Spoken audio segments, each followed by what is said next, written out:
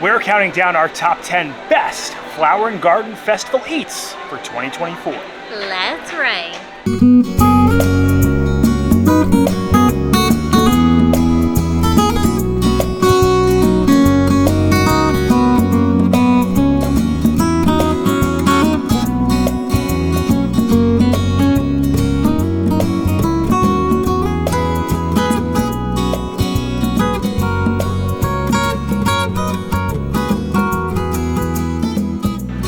Hello everyone, I'm Jay, and you are watching the Theme Park Foodies, and we're back at Epcot for the second time for Flower and Garden 2024. We did an opening day video where we tried a bunch of their new eats, and this video is all about our favorite eats for the festival. I do want to say, this isn't all the best eats, so I will try to provide some notable mentions along the way, because there is a lot of food to pack in here, but these are just our particular favorite eats, and even some of the things from our last video actually made it into this list, right? They did. Yeah. I'm excited to try some things out. I don't want to spoil the list so far, but I do think that it has a good type of array of like sweets with savories. We try to like mix up the options as well as show like those novelty things that just feel like they highlight this festival but maybe aren't the most like gourmet or artisan, if that makes sense, right? Yes, and we'll have our friend Nick with us, who is vegetarian, so he can also give us his take on things. Yeah, maybe we'll have him like try one or two things with us. So, are you ready to start our top 10? I'm ready. All right, if you enjoy the content, please like and subscribe.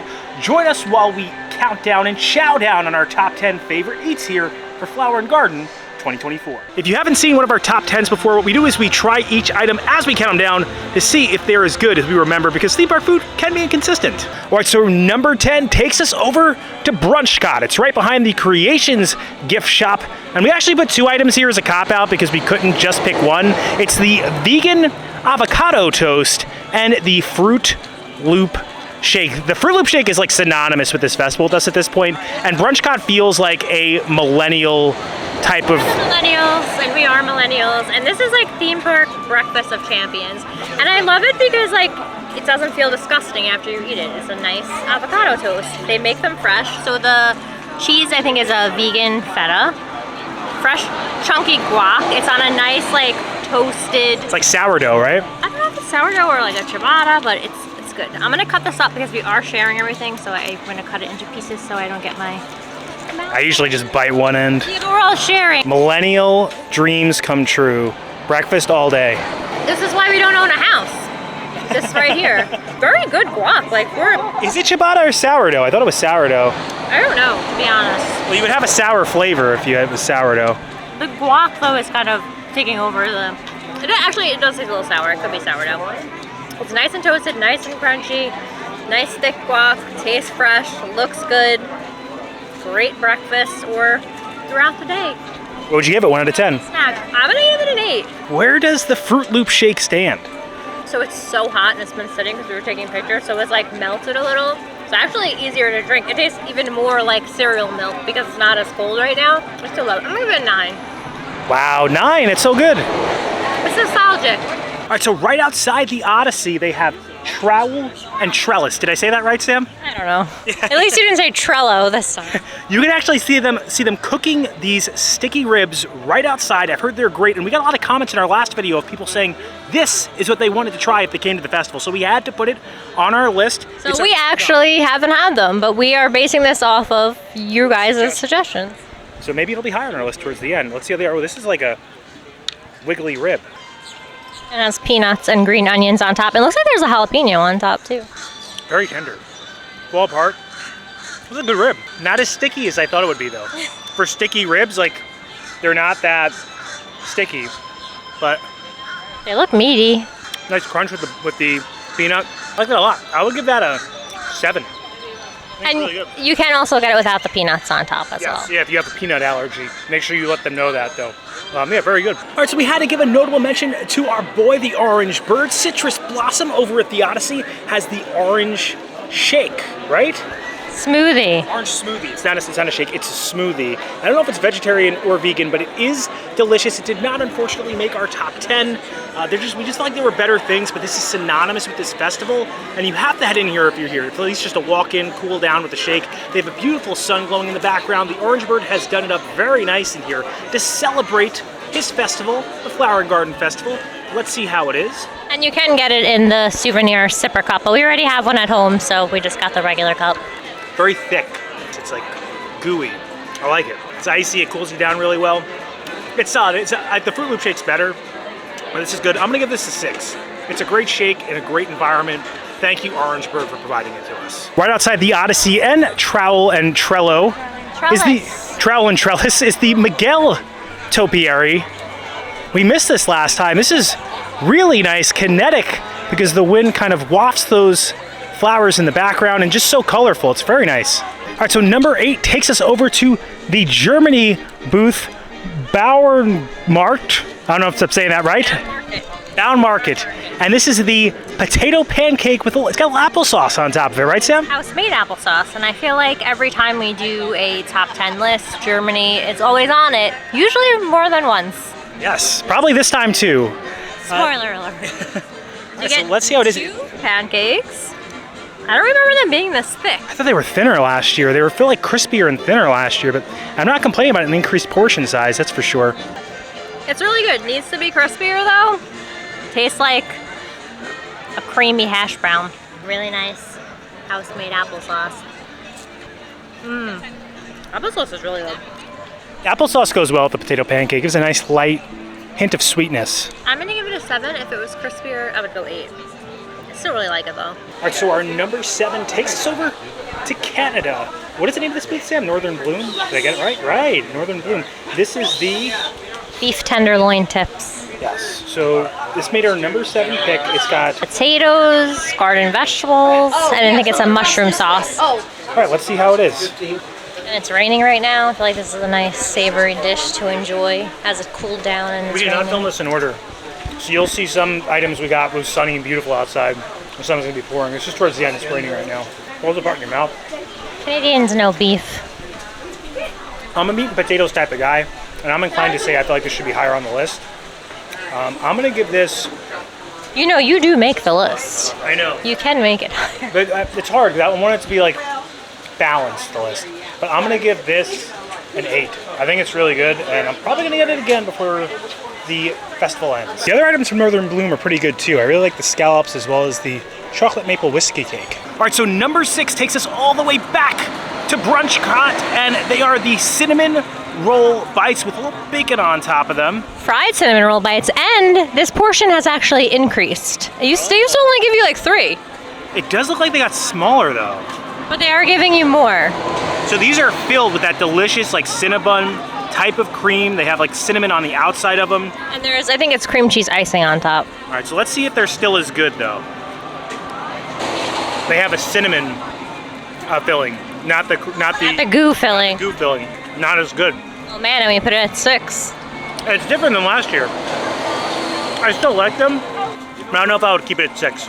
I'm gonna give them a 7. I still think they're good. It meets the Brunchcot theme, but it's just not as good as it was last year, unfortunately. I'd prefer the larger things with the smaller, with like 3 of them that are bigger and filled with that Cinnabon goo, rather than the cinnamon goo. All right, so vegetarian biscuits and gravy. From someone who is used to Impossible Meat, I really want to get your thoughts. 'Cause I gave this a 4 last time, just so you know. Let's give it a shot. I got a little bit of everything here. Admittedly, it's been a while since I've had biscuits and gravy. Last time I did it was probably 10 years ago, before I was vegetarian or vegan, and I fell asleep for about 6 hours. So we'll see how. Hopefully this isn't quite as heavy. It's a hearty food. I like that. For me, it felt a little salty last time. For the piece that I had, I did not think that too salty was a problem. In fact, I wouldn't even put it into the. To me, it's perfectly salted. Which, yeah, I've said before that sometimes over-salting is an issue with vegan food. I don't have this issue with this particular dish on this particular day. So for me, I'm gonna give it a 6. Yeah, no, that's why I wanted to get another take on it, because you're someone who has palated these type of flavors before, so I feel like you have a better understanding of what the flavor profile should be like. Yeah, it's very good. Maybe not something to eat on a hot day, but very, very, a good choice, definitely. All right, so number 5 is taking us back to the Bauernmarkt. Again, I hope I'm saying that right. It's this pretzel cheese bread. Now, the last thing we got looked bigger. This looks smaller than last year to me. Or maybe it's the same. You think I'm wrong? That one I think looks the same, but Germany, they always got the pretzel bread down over here. Pretzel bread on point. And there's Black Forest ham, and I think some fondue cheese. It's like a pull-apart bread. It's so good. Cheese is sharp and creamy. Good crust on the outside, soft on the inside. Nice saltiness from the ham cake. This is really good. I'm gonna give this an 8, Sam. I don't know what you think, but for me, this is one of the top items here. I have to get it every single year. I love that it's like a pull-apart bread.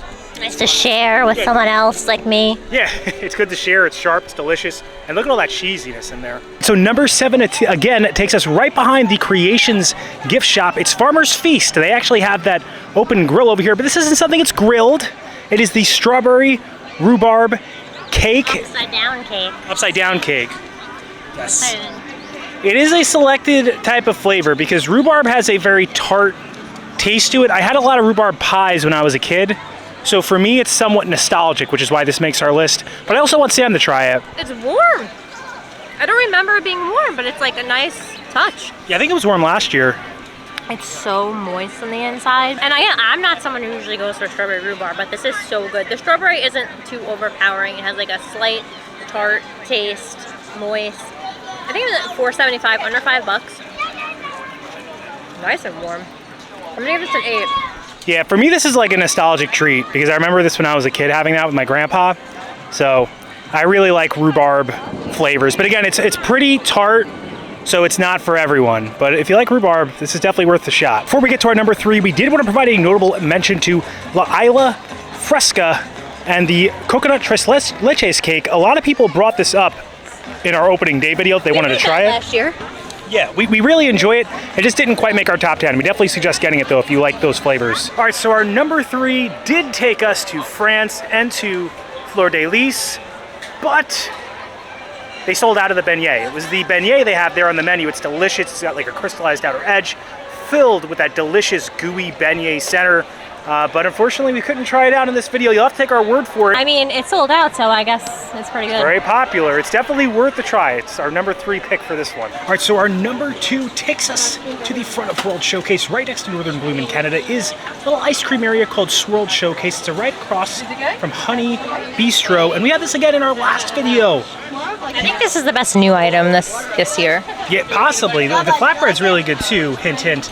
But this is the liquid nitro honey mascarpone cake, right? Cheesecake. Oh, sorry, honey mascarpone cheesecake. You could see them drop it in the liquid nitro. They hammer it out. They put fresh 2 types of honey on top of it. It's tart, it's delicious. So there's fresh honey, granulated honey, and honey mead blueberry compote. With how hot it is this time of year, this is a good thing to stay cool with, but it does seem a bit creamier than last time, right? Sam, look at that.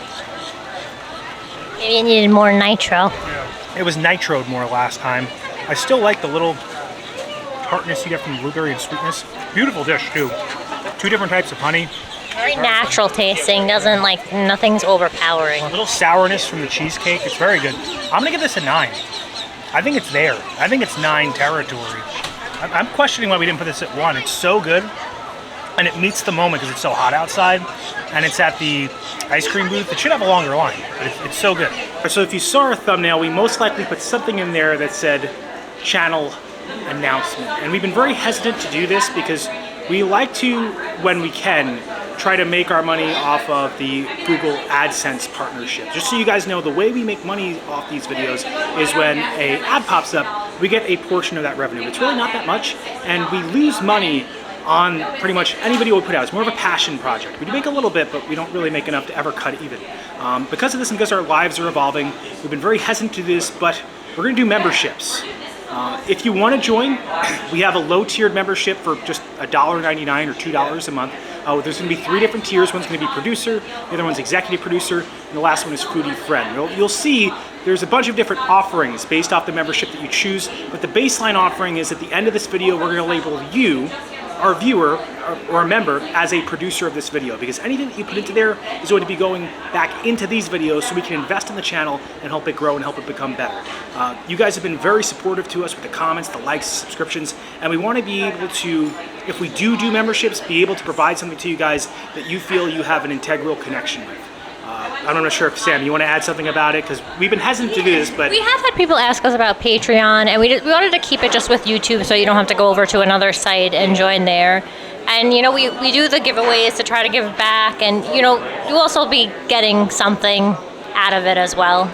You know, we don't want to just take. You know, it does feel weird, kind of asking for money. It's never like feels good. So we're putting like little things in there as an incentive. The baseline is just the producer credit, but you guys can see what we've added in there. If you have suggestions, place them in the comments below. We would love to speak to you about things maybe you think would be a really cool add-on for the membership section, because we want to be able to have it as be a utility for anyone who takes part in it. Again, we do really appreciate you guys, and don't feel inclined to become a member, but if you do want to become a member, we really appreciate it, and we appreciate you just for liking, subscribing, commenting, and just watching and supporting us, and saying hi in the parks too. It really means a lot. All right, so our number one item takes us over to Morocco. You know we love it, Tangerine Cafe, and if you saw our last video, this is one of the new items for the festival. It is the Mediterranean flatbread. Yes, and I do want to say that one of the reasons we like to try these things when we count down our top 10 is that sometimes they're not as good as previous iterations, and I want to say this one is definitely not as loaded as the one we had in our opening day video, right? Yeah, I don't even see the artichokes. Yeah, I don't see any artichokes on this one. It's not cut as well, a lot more crust on these. The last one was just super loaded, less cheese. Yeah, this is not a good iteration of it. Last time we gave this a 9, right? Okay, it's not even pulling apart as well. It still tastes very good. Because I love the Moroccan stone-baked bread. You see them, you know, tossing it in the fire in front of you. I love Mediterranean vegetables, and I love feta cheese, which is probably why this ranks so high for me. But this iteration is not as good as the one that we had on opening day that made us want to put this at number 1. I would still keep it on the list, but it's not number 1, it looks like. it's not out of today. I mean, it is number 1, but it's not really number 1. Today I would give it a 7. That's sad, because it was 9 last time, so this is why we do this, guys. You may see something that you like in our video, and it may not be as good when you have it, because theme park food is unfortunately inconsistent. But I have to try it too. A lot messier than last time too. It pulled apart, so like they cut the corners last time really well. I want to get a good like centerpiece, so I can get that good flavor. That flav. Okay. I still like how the bread is hot, so it makes the feta warm. Yeah. It's still really flavorful. Like it's good, but it's not as good as last time. The vegetables aren't cooked enough on this one. Yeah, vegetables aren't cooked enough. Flavor isn't there. I do love the stone-baked bread.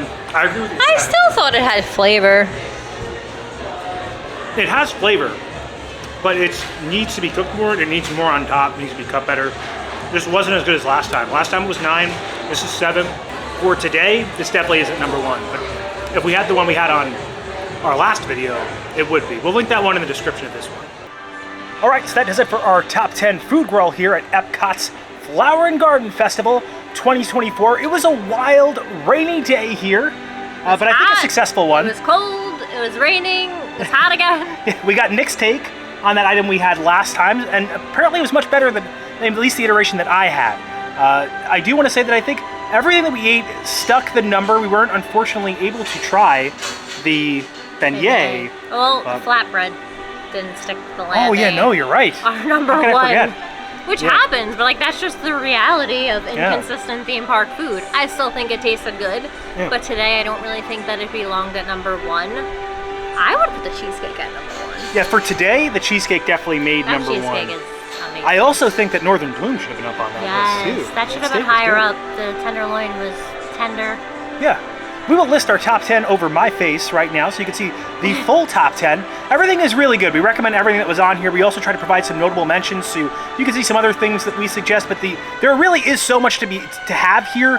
They even have a changing menu at one of the festival booths. Farmer's Feast. Yeah. So we'll come back when that menu changes. Yeah, so if you enjoy the content, please like and subscribe. Liking will really help our channel grow. It pushes this video out into the stratosphere of the YouTube algorithm.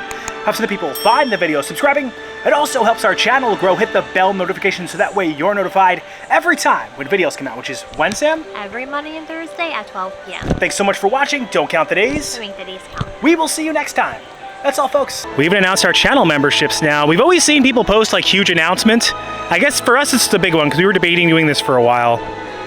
Yeah, I mean, people have asked about things like this before, and we didn't want to like keep putting it off, but we also like didn't know how we wanted to proceed with it and incorporate it into our channel. So this is what we thought kind of made the most sense. Yeah, and we hope that by you engaging with it, like if you do choose to do a membership, you feel like kind of like a sense of ownership in what we're creating together.